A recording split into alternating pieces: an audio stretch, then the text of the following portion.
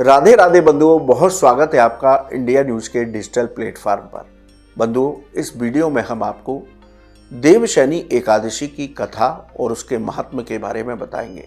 बंधुओं, आषाढ़ मास की शुक्ल पक्ष की एकादशी है देवशनि एकादशी। इस साल देवशनि एकादशी का व्रत 6 जुलाई को करना श्रेष्ठ और उत्तम होगा। इस एकादशी को पद्मा एकादशी और हरिशयनी एकादशी भी कहते हैं। इस एकादशी का जैसे नाम से स्पष्ट है, देवशनि एकादशी। इस एकादशी को भगवान विष्णु 4 महीने के लिए क्षीर सागर में योग निद्रा में लीन रहते हैं।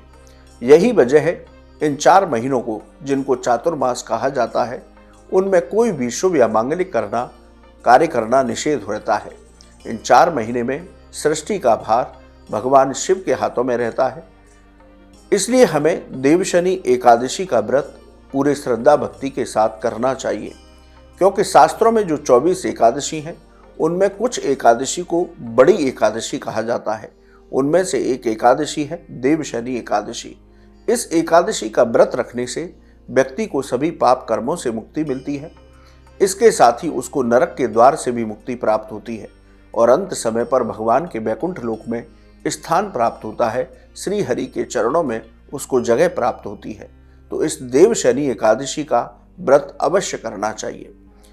इस एकादशी की या प्रत्येक एकादशी की जब आप व्रत करते हैं तो उनकी कथाएं अलग अलग होती हैं। इन कथाओं को यदि आप सुनते या पढ़ते नहीं हैं तो आपको एकादशी व्रत का पूर्ण फल प्राप्त नहीं होता। इसलिए जिस एकादशी का आप व्रत रखते हैं उसकी कथा को पढ़ना या सुनना बहुत आवश्यक है। अब हम आपको देवशनि एकादशी की कथा सुनाते हैं।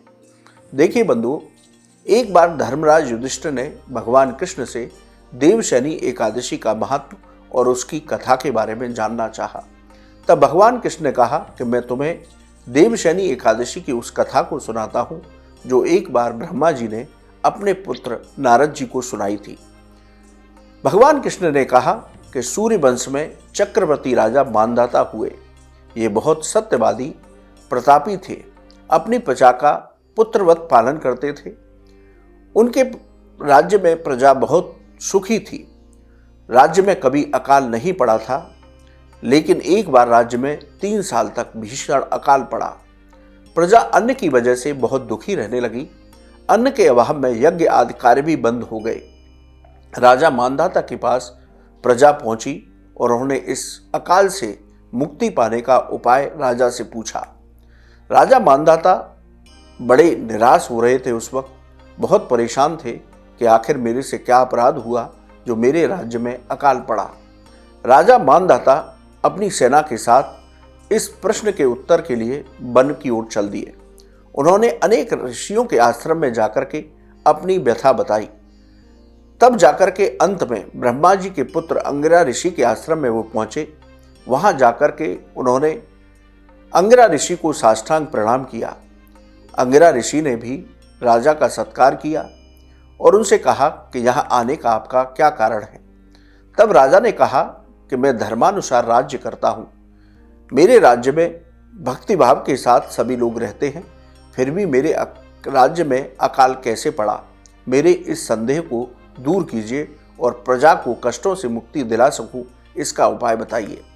तब अंगिरा ऋषि ने कहा कि सतयुग सभी युगों में सबसे उत्तम है। इसमें ब्राह्मण ही वेद पढ़ने और तपस्या करने के अधिकारी रख।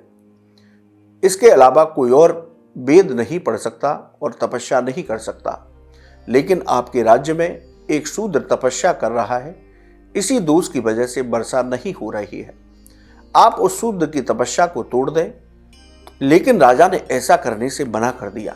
राजा ने अंगिरा ऋषि से कहा कि मैं किसी की भी भजन और तपस्या में विघ्न बिल्कुल भी नहीं डालूंगा, चाहे मुझे कितने भी कष्ट सहन करने पड़े। अंगिरा ऋषि बहुत प्रसन्न हुए उनका ये उत्तर सुनकर के कि किसी के भी भजन में व्यवधान नहीं डालना चाहिए। तब अंगिरा ऋषि ने कहा कि आप आषाढ़ मास के शुक्ल पक्ष की पद्मा एकादशी, जिसे देवशनि एकादशी भी कहते हैं, इसका विधि विधान के साथ व्रत करें। इसके साथ ही इस व्रत को अपनी प्रजा से भी कराएं, तो इसके प्रभाव से आपके राज्य में वर्षा होगी और पुनः आपको सभी सुखों की प्राप्ति होगी। राजा ने अंगिरा ऋषि के बताए हुए मार्ग पर चलते हुए प्रजा के साथ विधि विधान के साथ देवशनि एकादशी का व्रत किया। इस व्रत को करने से उनके राज्य में पुनः वर्षा हुई और उनके यहाँ का काल समाप्त हो गया। तब भगवान कृष्ण ने कहा कि हे धर्मराज युधिष्ठिर, जो व्यक्ति इस एकादशी का व्रत रखता है उसको सभी सुखों की प्राप्ति होती है, उसके सभी पाप कर्म नष्ट होते हैं और उसको इस लोक में और परलोक में भी सुख शांति और मुक्ति प्राप्त होती है। इस व्रत को करने से साधक के सभी पाप कर्म नष्ट होते हैं और भगवान के श्री चरणों में स्थान प्राप्त होता है। भगवान कृष्ण ने इसके साथ कहा कि जो लोग इस एकादशी का व्रत नहीं करते उनको नरक में जाना पड़ता है, इसलिए इस एकादशी का व्रत जरूर नरक से मुक्ति पाने के लिए सभी लोगों को करना चाहिए। तो बंधुओं, ये थी देवशनि एकादशी व्रत की कथा। इस कथा को आप अवश्य सुने या किसी से पढ़ें तब, और विधि विधान के साथ शास्त्र विधि से देवशनि एकादशी व्रत पर्व को बनाएं, तो आपको भगवान श्री हरि के श्री चरणों में स्थान प्राप्त होगा। बंधुओं, आपको ये वीडियो कैसा लगा आप हमारे कमेंट बॉक्स में लिखें, या ज्योतिष और धर्म से संबंधित कोई भी सवाल हो तो आप हमारे कमेंट बॉक्स में लिखें, हम उसका जवाब अवश्य देंगे। आप हमारे चैनल पर जुड़े, आपका बहुत बहुत धन्यवाद। राधे राधे।